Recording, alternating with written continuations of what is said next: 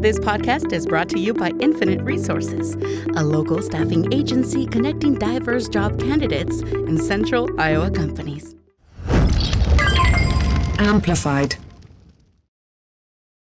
Welcome back to Black and Privileged in America podcast, Power, Love, and Money Conversations relevant to Black thriving. I'm your host, Abena Sankofa.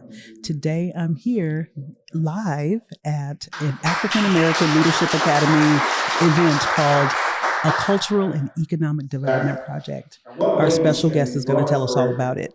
But first, catch Black and Privileged in America podcast everywhere you listen to podcasts. Arichica Banks is here with us today, and she's going to tell us all about her adventure with the African American Leadership Academy. Rish, welcome to the show. Thank you so much for having me. I appreciate it. It's an honor. You know, we go way back, like yes, two flats on a Cadillac. Two flats on a Cadillac. Girl. So tell me about the African American Leadership Academy. Okay, well, I had the honor and privilege of being in this year's cohort. It's for the TDC, the Directors Council, and we were tasked with our service leadership project that we want to come together with the end of our time with the African American Leadership Academy. And, you know, we kind of wrecked our minds on what we wanted to do, kind of the same old thing. Let's do a party, let's do a mentorship drive. No shade, you know, but just something that people are used to seeing. And, you know, after long thoughts, about it, we came up with the idea of let's talk about the historical significance that Center Street, the Ponderosa, Goods Park area, and what it means to us.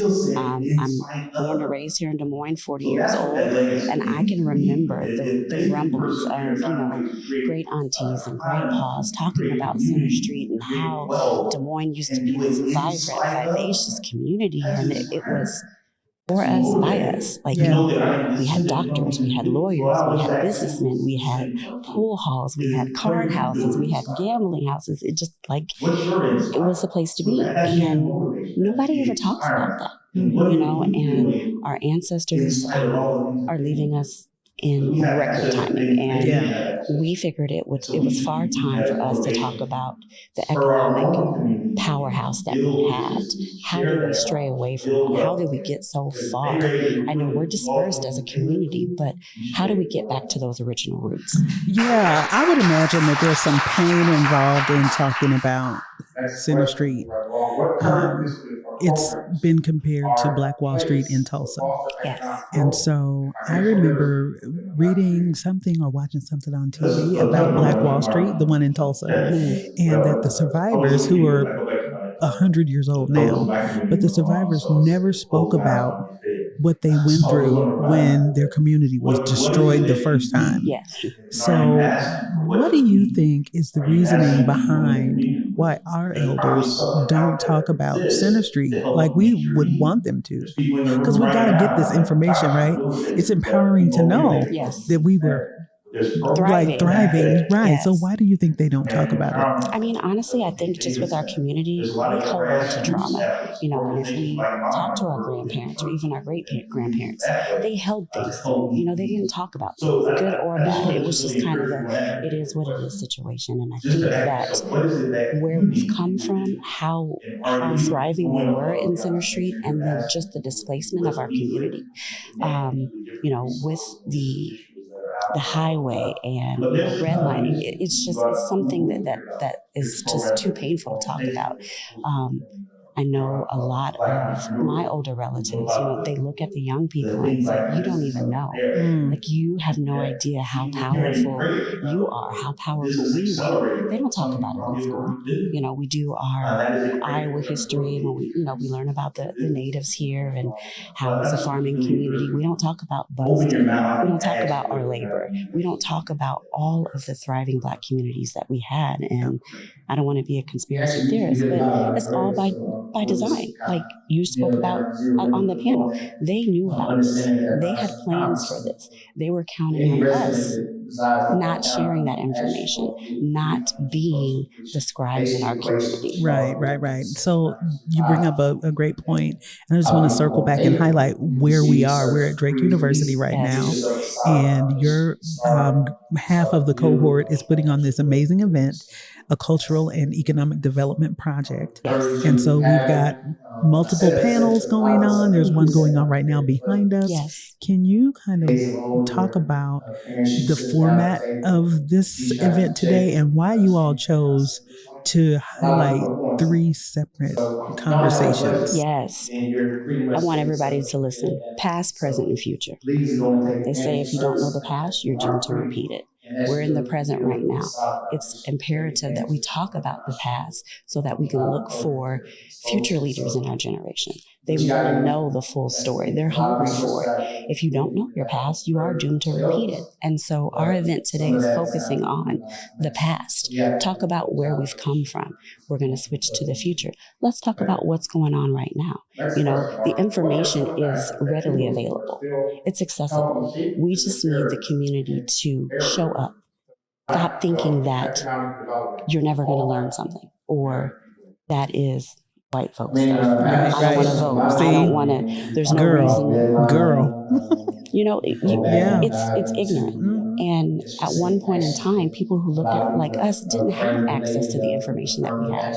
So I don't want to get on my soapbox, but we are doing our ancestors a disservice. It's almost like a slap in the face. How dare you? How dare you not exercise your right to vote? How dare you not show up to city council meeting? How dare you not be involved in your community and care about what's going on? When I came up, if I acted up in the neighborhood, Miss Johnson was going to get on my butt, and then she was going to tell my mama and whoever else was in between, and I got it from one house all the way that home. is community. That is community. And we're missing that right now. Right. Everybody is so involved in self, and they don't want to get involved. And these babies, unfortunately, are falling through the cracks. They need us now more than ever. So what do you hope people take away from today? I mean, they're hearing from 3 different panels. Again, like you said, past, present, future. There is a redlining exhibit on the far end of this space from the African American Museum of Iowa. Thanks, Abena. Hey, shout out! And then there are many vendors out in the hall. So, what do you hope? What's your big takeaway that you want people to get today?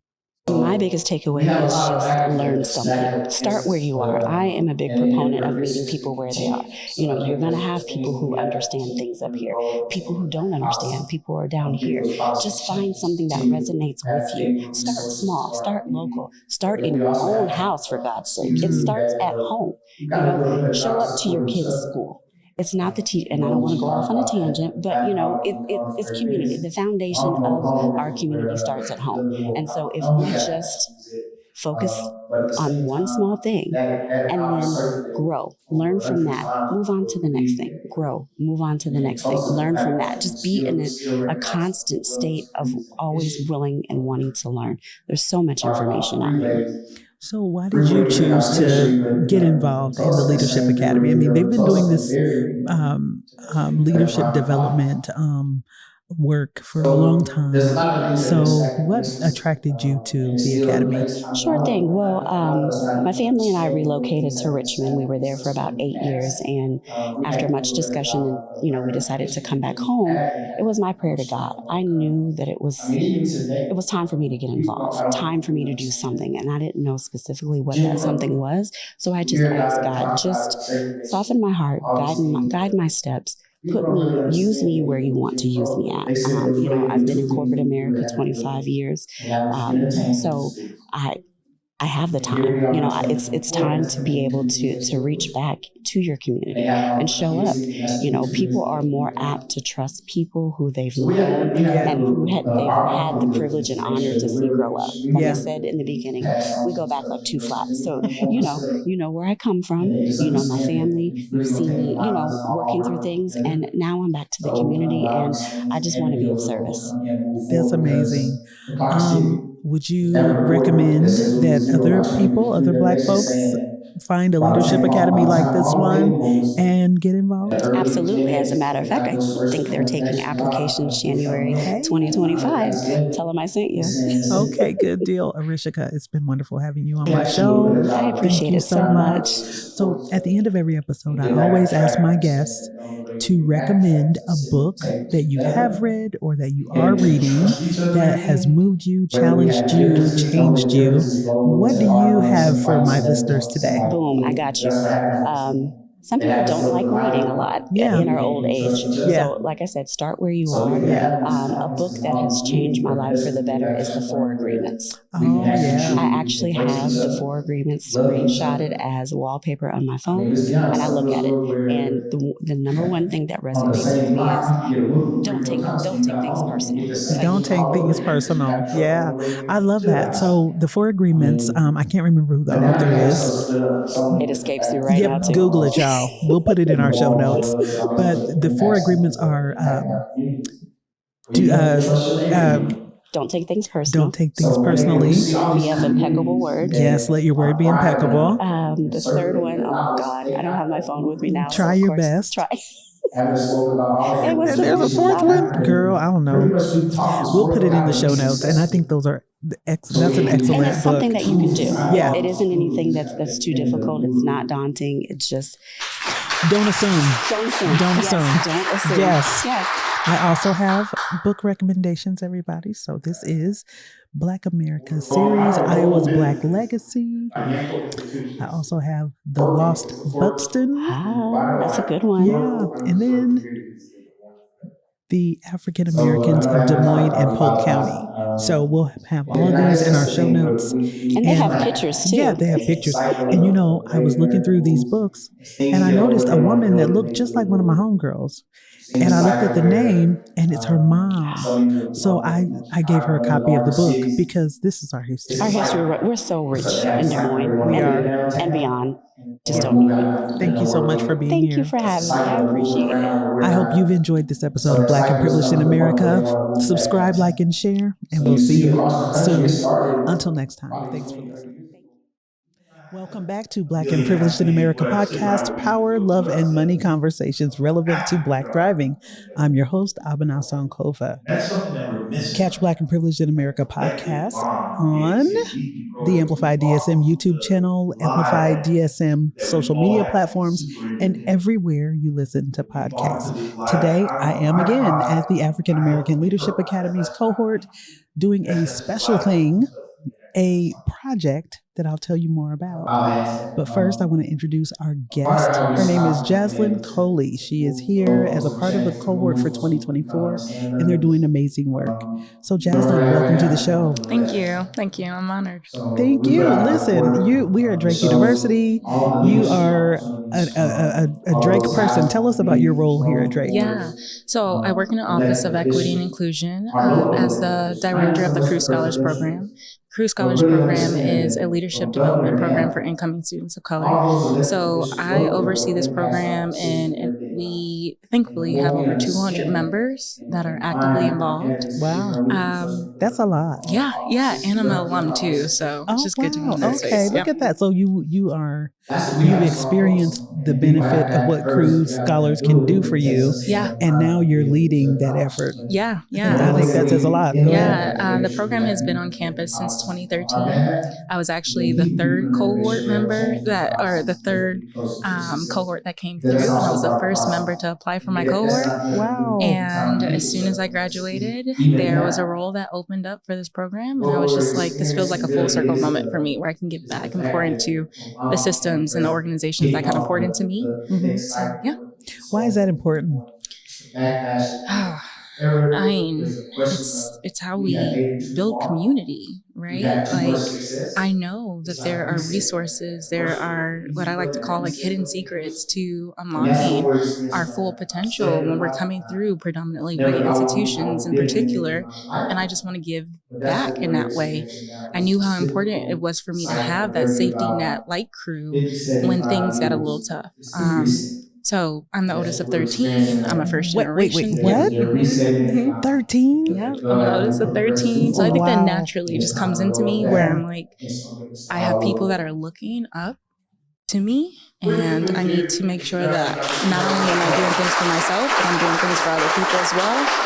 So this work kind of aligns with some of the personal values that I live by, with just being a role model, just making sure that whatever path that I go down, that it's accessible to other people, and that it's an easier journey than what I might be going through.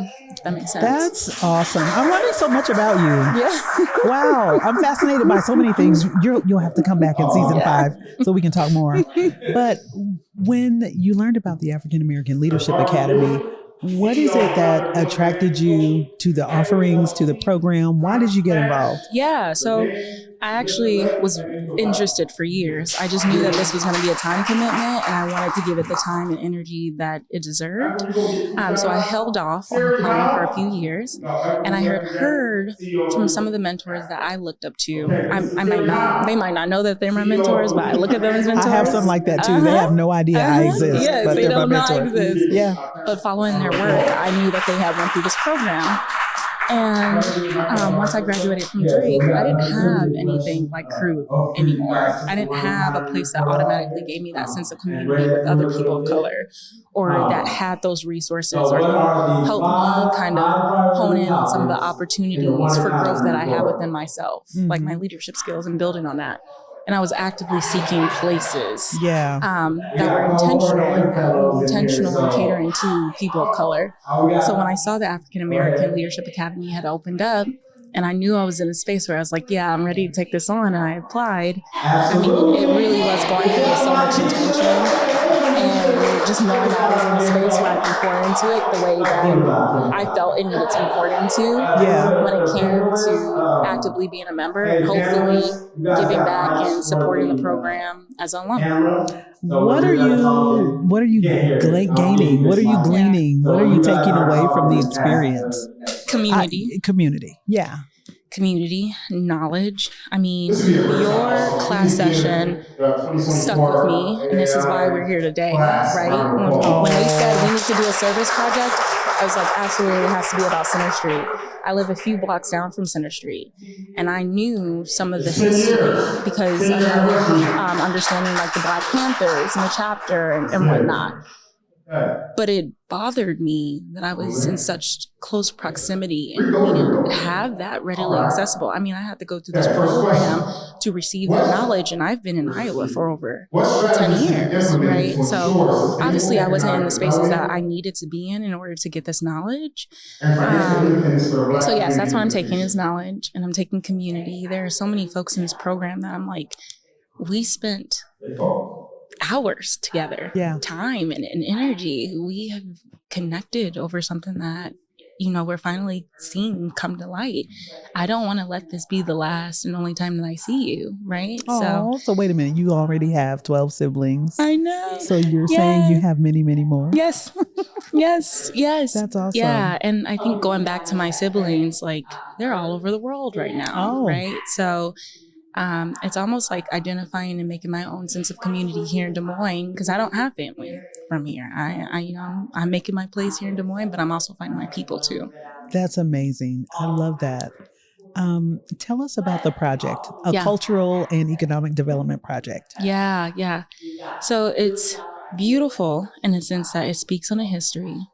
It tells us where we're at right now financially, and it allows us to leave, hopefully feeling empowered to do something different about it. I keep going through my head. I'm like, okay, I keep going through my head, like we have a huge mission when it comes to spreading on this knowledge and making sure that folks feel equipped to go out and take agency over their own financial journey. But I keep telling myself, as long as one person feels a little bit more empowered to do something different or look at their money and the way that it's coming in a little bit different, then we've reached our goal, right? So this event, not only is it building that community, but talking about our history, hopefully honoring that history, but equipping people with the tools and resources that they need in order to financially thrive in whatever ways that means for them. That's beautiful. Gosh, tell me about like what you hope future cohorts, because I think what you're doing here is laying a pathway for future cohorts to build on. Yeah. Not just empowering our community as they are here and experiencing all you guys are bringing, but for future cohorts of the academy, I think you're setting the bar high and you're laying a foundation. What are your thoughts? That is, I mean, it's amazing, right? That something that we can do can spark innovation or spark empowerment in other people. I think to answer your question, I would want future cohorts to, and this is a spin on your question, so I apologize if I'm kind of taking agency here, but I would want future cohorts to feel empowered to have these stories in places where we aren't having these stories. So for instance, it's very important that we were having this conversation either on Center Street, which wasn't possible, but that's what we played around with, or at a university where we know that there has been a lot of harm and injustices played out on our community, right? So reclaiming these spaces. I would encourage future cohorts, and hopefully they can look at what we've done to take these stories and leave them in pockets across Iowa and places where you don't normally hear about Black and brown folks, Black people in particular, right? Yeah. And don't just leave it within the spaces that we're comfortable with, within the Black spaces that we already are naturally having these conversations. There's going to be an energy in this room and on this location that's going to be different just because we're having this conversation here and just because we have our community here. So I hope in some sense that makes sense, but I hope future cohorts are able to look back at this and just be a little bit more intentional with the places that we're having these conversations to hopefully continue on that momentum. Absolutely. I'm listening to you talk. A song comes to mind. Ooh. Beyonce, I Was Here. Oh, yes. Yeah, we were here. Yes. We have been here. Yes. And we will be here. Yes, and we will be here. Yes. Thank you, Jazlin, for joining me today. Thank you. I love this. So one question I always ask my guests is, can you tell the listeners about a book that you have read or that you are currently reading that has moved you, challenged you, changed you? What do you got? Oh my gosh. The list is long. Jeez. A book that has changed me, moved me.